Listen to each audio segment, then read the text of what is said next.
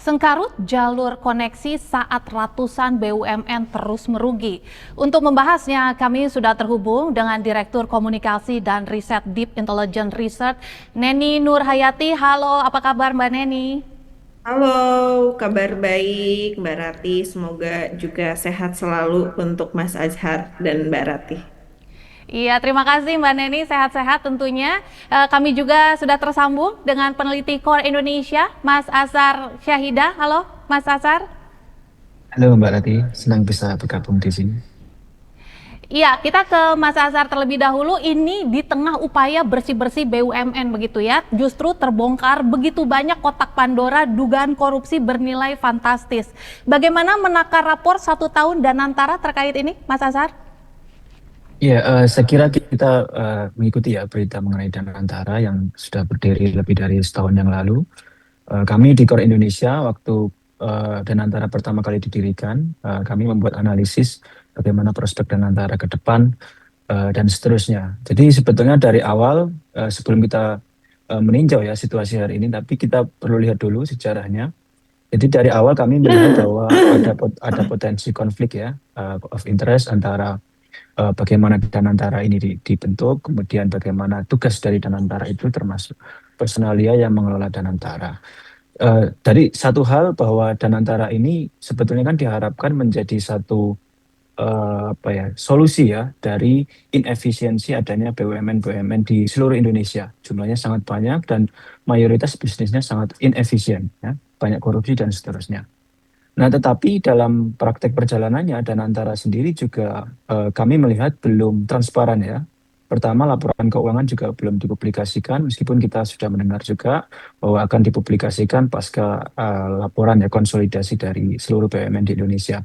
Tetapi transparansi ini justru menjadi catatan penting ya dari lembaga-lembaga pemerintah internasional yang kemudian kita tahu beberapa waktu lalu membuat situasi yang sangat tidak baik ya bagi pasar keuangan di Indonesia.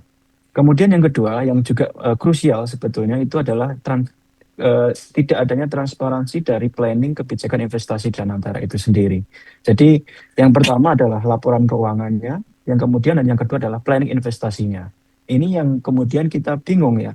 Padahal tugas dan antara ini sangat berat dan punya prospek besar dalam proses investasi pembangunan di Indonesia, tetapi planning investasi akan invest ke mana, sektor apa dan seterusnya itu kita tidak pernah melihat blueprint jelas dan jangka pendek dan jangka panjangnya, sehingga isu transparansi ini masih menjadi sangat krusial ya di tubuh Danantara. Saya kira itu poin penting yang mungkin bisa kita lihat hari ini. Ya Mbak Neni, transparansi masih menjadi isu krusial, Ya, ditambah ada sebuah fenomena komisaris jalur koneksi nih saat ini yang jadi polemik terus-menerus di kalangan publik. Sejauh mana sih sentimen publik terkait fenomena ini, Mbak Neni? iya, kalau kita melihat dari sentimen analisis publik di media sosial ya, itu lebih banyak kepada sentimen netral dengan sentimen negatif. Sangat sedikit sekali hanya yang ada di sentimen positif. Jadi tadi yang disampaikan oleh Bang Azhar terkait dengan Terus, transparansi dan akuntabilitas itu juga menjadi concern dari netizen karena tentu ketika ada komisaris usianya 28 tahun atau hanya orang yang punya kedekatan dengan kekuasaan, hanya bermodalkan menjadi relawan, itu tiba-tiba hari ini sudah tidak asing lagi, ya udah pasti ada jabatan komisaris di perusahaan-perusahaan BUMN tertentu. Dan ini sangat disayangkan. Kenapa? Karena publik melihat ketika hal ini terjadi, ini tuh seperti mati suri dalam sistem meritokrasi di Indonesia. Ada peraturan, ada regulasi, tetapi tidak mengedepankan aturan dan regulasi itu. Kenapa? Karena nampaknya berkaitan dengan kompetensi, kapasitas, kapabilitas itu menjadi nomor sekian gitu. Yang paling pertama diutamakan itu adalah memiliki kedekatan dulu dengan kekuasaan. Ini tentu sangat disayangkan. Kenapa? Karena banyak kemudian hari ini ketika kita melihat ada guru honorer yang tidak bisa dibayar oleh negara yang hanya 300 sampai dengan 500 ribu. Ada dosen yang hanya sudah lulusan luar negeri, PhD, kemudian hanya dibayar dengan gaji pokok 2,6 juta per bulan. Ini kan tentu sangat kontradiksi ya begitu dengan hari ini sistem yang ada ini amat sangat karut marut, dan apalagi kita lihat misalnya terjadi ada banyak kasus korupsi yang terjadi, kemudian juga satu sisi di sisi lain ada terjadi juga kriminalisasi bisnis gitu. Misalnya kita tahu bagaimana di RUT ASDP Ibu Ira Puspadewi, kemudian kasusnya Pak Tom Lembong dan lain, misalnya terakhir kasus Pak Nadiem Makarim. Ini mengindikasikan menurut saya satu hal absurditas.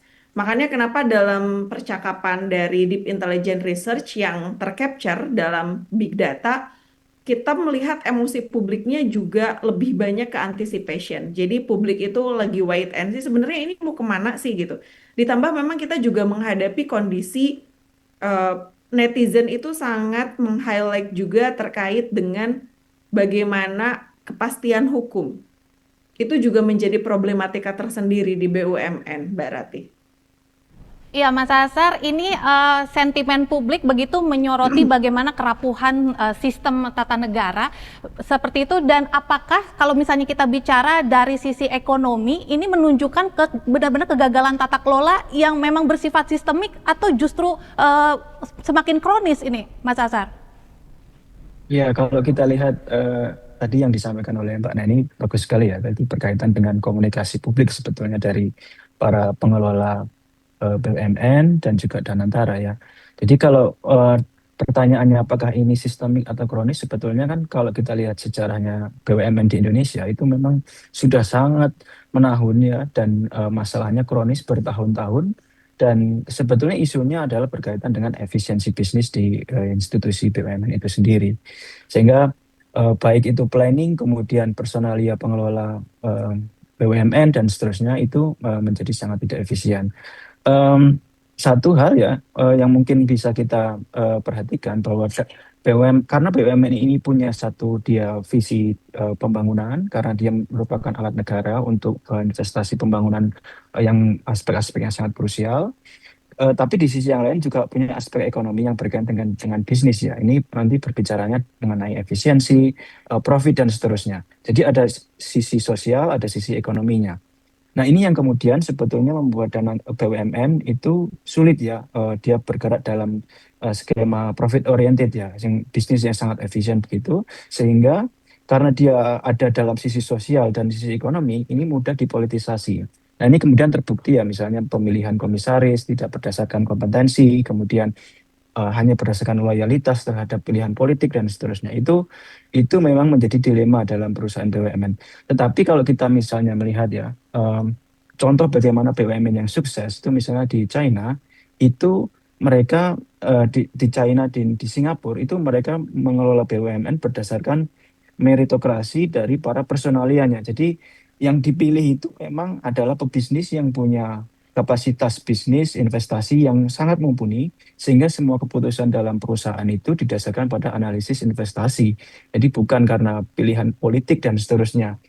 Nah, sehingga mereka sangat efisien dan tidak hanya fokus pada market di dalam negeri, di Indonesia saja, tetapi juga mereka bisa mengakses pasar internasional, bersaing dengan perusahaan global, multinasional gitu, sehingga efisiensi bisnisnya tercapai, tetapi juga dalam proses pembangunan di dalam negerinya juga tercapai. Jadi saya kira kalau ditanya ini sistematis, kronis, ya jelas, karena ini sudah terjadi bertahun-tahun ya, tetapi kalau kita lihat apa yang ingin dilakukan oleh Danantara bersih-bersih, kemudian mengefisienkan jumlah perusahaan dari 1.000-an menjadi sekitar 200-an, saya kira itu langkah yang baik ya, karena banyak sekali BUMN yang memang mestinya ditutup karena tidak efisien, sudah ini turunan dari banyak anak perusahaan dan seterusnya.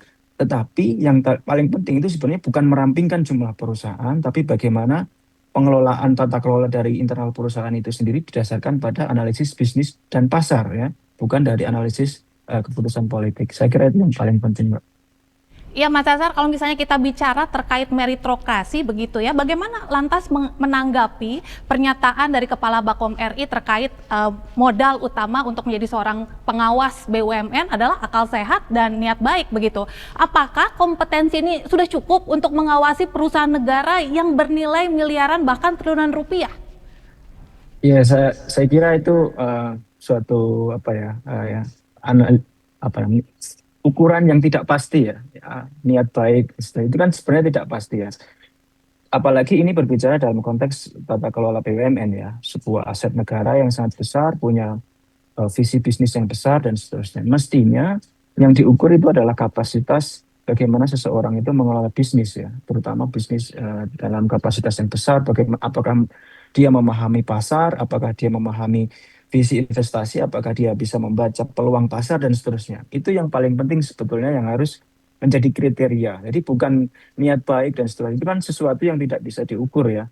Sehingga mestinya pemerintah itu punya rule ya, punya rule bagaimana memilih komisaris, bagaimana memilih para orang-orang yang akan menjadi direktur BUMN dan seterusnya. Jadi dilihat track recordnya, sejarahnya, apakah punya pengalaman di bidang bisnis ini dan itu dan seterusnya. Sehingga proses meritokrasi itu benar-benar berjalan dengan baik ya, mulai dites kemampuan analisis bisnisnya dan seterusnya. Itu yang sebetulnya mestinya menjadi satu guideline penting ya untuk memilih seseorang untuk menduduki posisi di BUMN. Ya Mbak Neni, modal akal sehat dan niat baik, apakah ini cukup menjawab keresahan publik begitu atau bagaimana publik menyoroti pernyataan ini?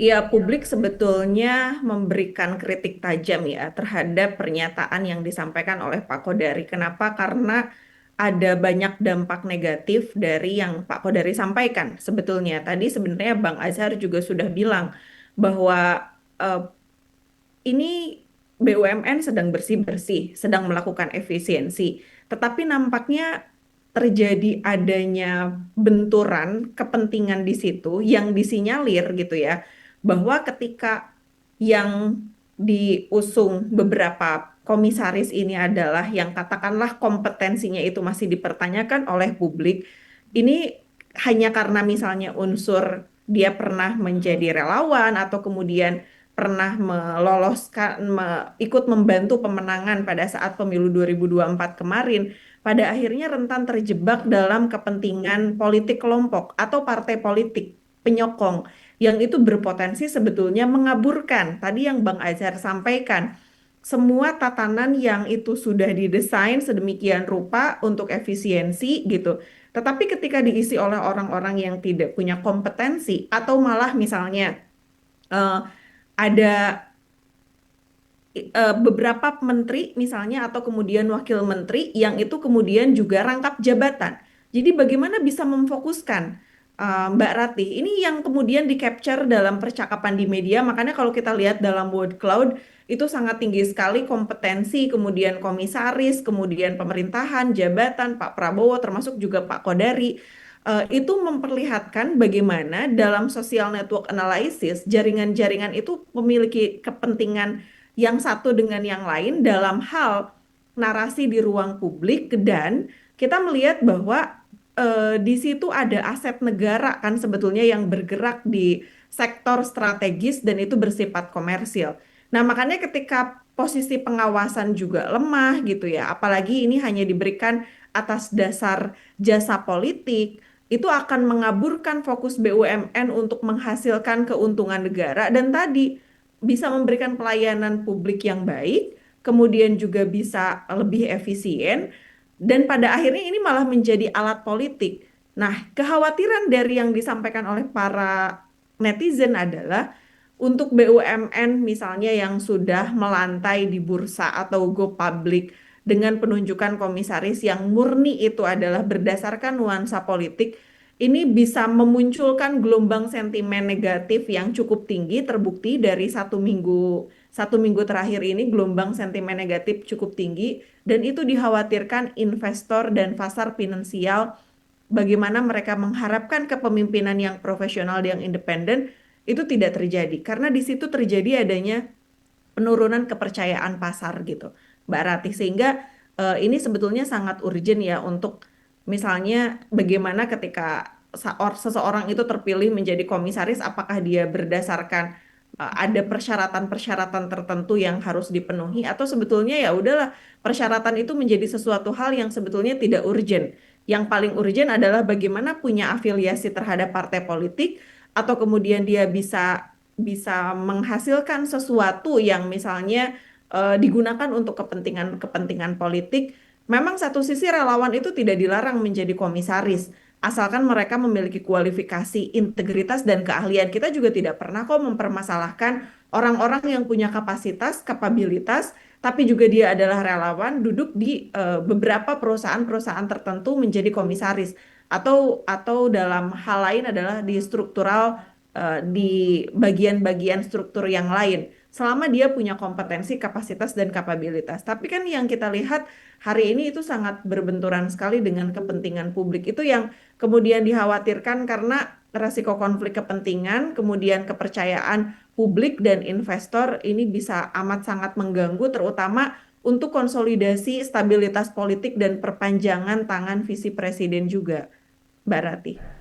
Ya, Mbak Neni, kalau misalnya kita melihat untuk standar pengangkatan seorang komisaris saja sudah terlalu longgar, apalagi ditambah dengan adanya rangkap jabatan begitu, apa Betul. sih bahayanya ke depan, khususnya untuk generasi muda ya, melihat kondisi seperti ini, apakah bisa terjadi demotivasi untuk mungkin berjasa bagi negara ke depannya? Bagaimana? Demotivasi iya. Apalagi kalau kita lihat dalam percakapan di ruang publik, Deep Intelligence Research melihat bahwa yang paling tinggi percakapan di ruang publik itu adalah Instagram dan TikTok.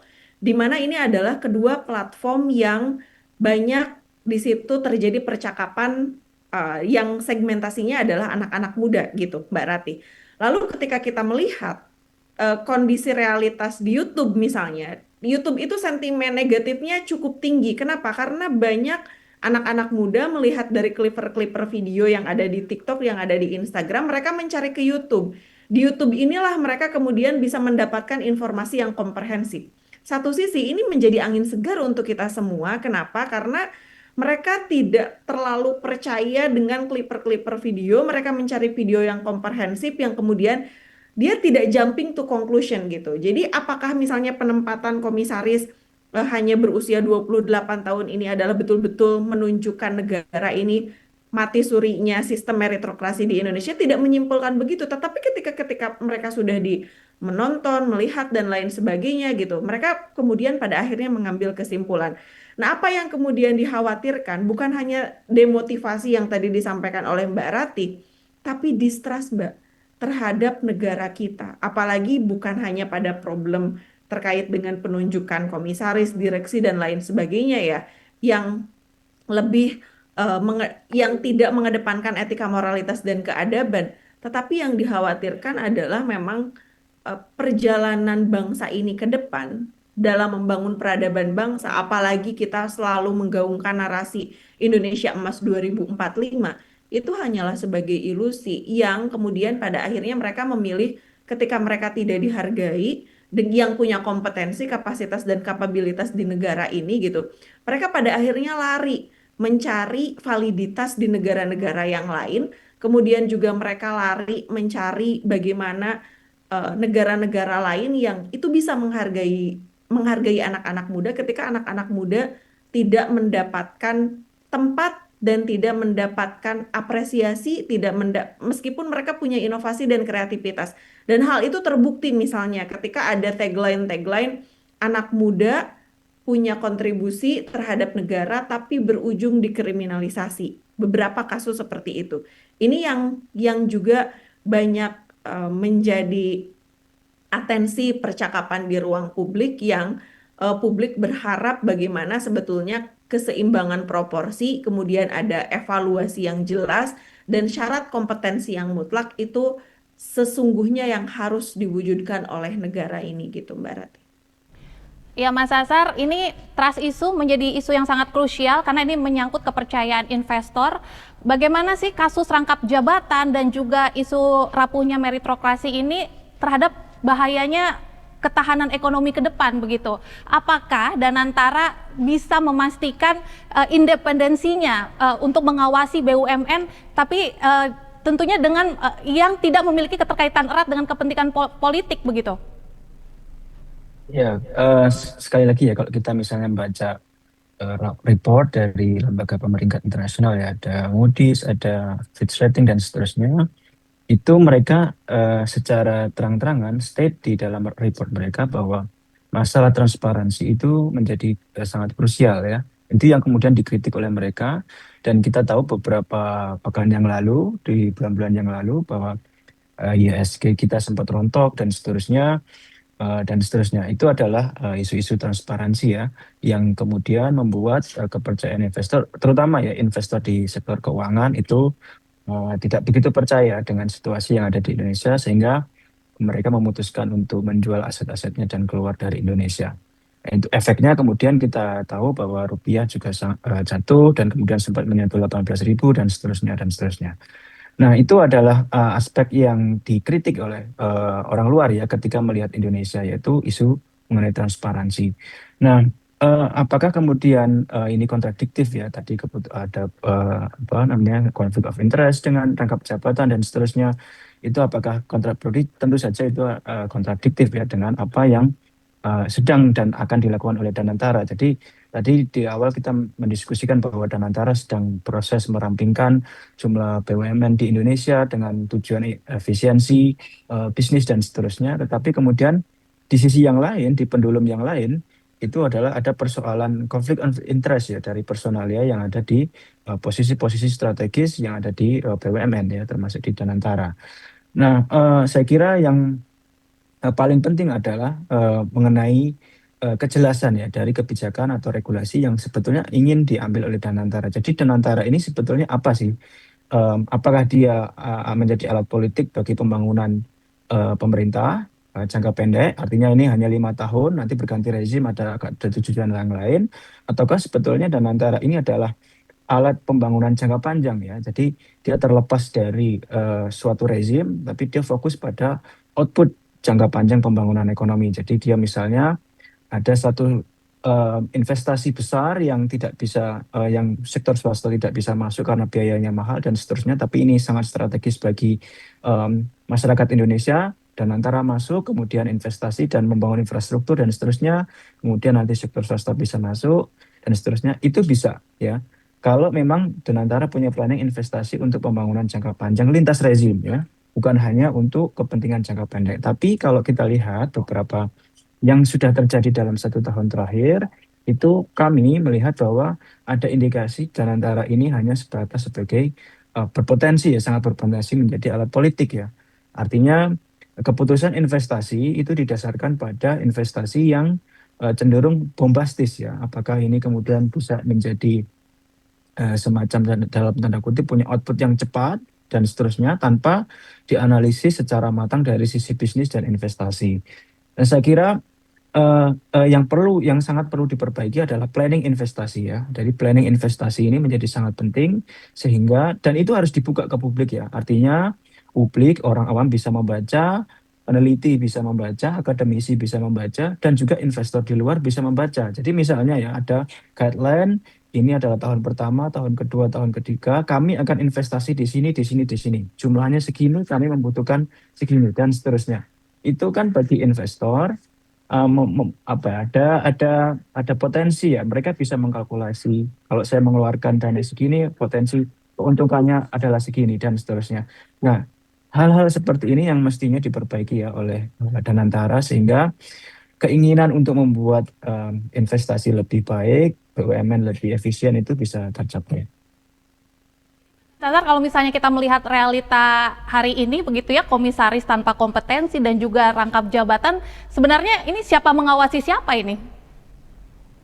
Ya, ya saya kira itu sangat sulit ya kita kita apa namanya kita telah ya, karena ini akan akhirnya sulit ya. Maksudnya eksekutor siapa yang akan mengeksekusi di lapangan, kemudian siapa yang mengawasi, ini menjadi sangat tidak jelas. Mestinya pemerintah itu kan sudah menunjuk Danantara ya, sehingga pemerintah membuat regulasi, Danantara kemudian mengeksekusi dengan berbagai planningnya, sehingga di lapangan itu clear ya, jelas. Kemudian semuanya berjalan seirama gitu. Cuman dengan adanya rangkap jabatan, misalnya di kementerian, di KL ya, dan tapi juga ada di BUMN, juga di Danantara, ini ada potensi silang ya, silang kepentingan yang itu menurut saya justru bisa memperberat eh, potensi inefisiensi bagi potensi investasi untuk Danantara. Baik, terakhir Mbak Neni, apa sih indikatornya untuk paling objektif begitu ya terkait restrukturisasi Danantara ini bisa benar-benar menjadi perubahan permanen, bukan sekedar headline begitu? Iya, betul. Sebetulnya publik itu hanya melihat apa yang dilakukan oleh pemerintah, bukan apa yang dikatakan oleh pemerintah. So that's the point. Jadi komunikasi publik itu menjadi sangat urgent dan krusial, apalagi hari ini di tengah situasi kondisi ekonomi kita yang penuh dengan ketidakpastian, bukan hanya kondisi ekonomi ya, tapi juga banyak hal lain yang sebenarnya kita aja kemarin baru sadar bahwa dolar ternyata udah hampir tembus 18.000, Mas Azhar. Tadi saya cek 17.994 gitu. Ini juga tidak banyak ramai percakapan di ruang publik karena kita juga terpolarisasi dengan isu-isu yang lain kan di lapangan gitu. Tetapi yang jelas saya kira saya sepakat dengan apa yang tadi disampaikan oleh Bang Azhar. Pertama adalah mengedepankan transparansi dan akuntabilitas. Dan yang kedua adalah bisnis itu punya etika, Mbak Ratih.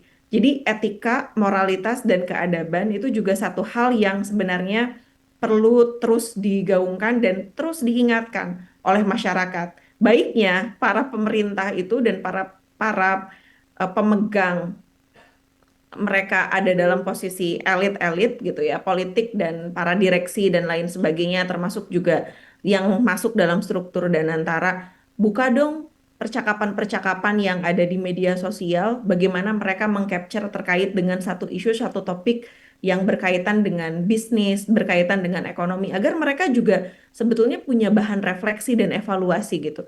Dan yang terakhir adalah menurut saya kepastian hukum, Mbak Ratih, karena yang banyak disoroti oleh netizen juga adalah terkait dengan kepastian hukum. Karena jangan sampai yang seharusnya bisa diselesaikan dengan business judgment rule itu justru malah dikriminalisasi. Ini kan makin makin nggak mau kayaknya Mbak Rati anak-anak muda hari ini yang bergerak di swasta itu bekerja sama dengan pemerintah. Nggak tahu ya kalau nanti Bang Azhar juga punya pandangan lain karena hari ini terjadi ada banyak absurditas. Jadi sebenarnya anak-anak muda hari ini ya udah daripada kita di negara kita bekerja sama tapi akhirnya berujung dikriminalisasi, lebih baik kita bekerja sama deh dengan negara-negara lain yang itu sudah jelas ada kepastian hukumnya, terus mereka juga benefitnya udah jelas seperti apa dan bisa mengembangkan perekonomian mereka, kemudian juga bisnis mereka itu bisa semakin lebih baik lagi. Jangan sampai saya kira kita menghadapi satu titik di mana distrust itu terjadi kepada pemerintah karena memang pemerintah terlambat untuk membaca bagaimana sentimen publik terhadap beberapa isu yang itu sangat krusial untuk mereka seharusnya pantau gitu Mbak Rati. Baik Mas Azhar, sedikit tanggapan Anda, apa indikator paling objektif agar restrukturisasi Danantara ini tidak hanya sekedar menjadi headline? Ya, saya kira yang paling penting adalah planning ya. Jadi konsistensi dari pemerintah, kemudian planning dan transparansi. Jadi tiga hal itu yang akan menjadi kunci ya. Bagaimana restrukturisasi ini bisa berjalan dengan baik dan tentu saja semuanya harus didasarkan pada analisis pasar ya. Jadi analisis pasar ini menjadi sangat penting karena ini berkaitan dengan bisnis ya, aset negara dan berkaitan dengan perusahaan BUMN. Jadi saya kira analisis pasar tetap menjadi jangkar utama keputusan investasi, planning dan transparansi ke depan. Itu saya kira kuncinya Mbak Rati. Mas Azhar dan juga Mbak Neni untuk waktu dan diskusinya di Prime Report kali ini, sukses dan sehat selalu. Terima kasih Mbak Rati. Ya, makasih Mbak Rati. Dan pemirsa tetaplah bersama kami karena sesaat lagi kita akan kembali bersama ekonomi terkini dan tetaplah di Prime Report.